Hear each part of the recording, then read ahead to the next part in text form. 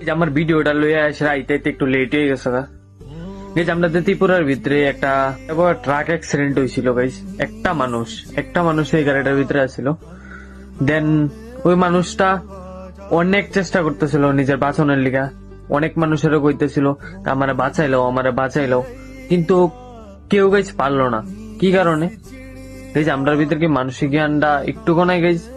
সবাই দেন এদিকে ভিডিও করতেছে, কথা কইতেছে ড্রাইভারটার লগে, কিন্তু ওই মানুষটারা একটুকু বাঁচাইতে পারলো না।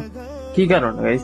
আমরা সবাই তো কই মানুষের লিগে, কিন্তু এই জায়গাটার ভিতরে এত পরিমাণ মানুষ আছিল, তবু কিন্তু বাঁচাইতে পারলো না। কেন গাইজ?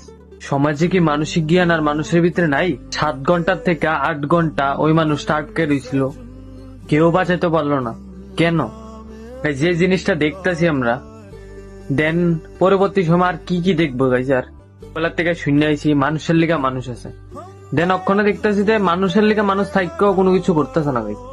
ভিডিও বানাইতেছে আর সোশ্যাল মিডিয়াতে আপলোডিং করতেছে। বাকি কথাটা তোমরা সমাজের সবার জন্যই ছেড়ে দিলাম।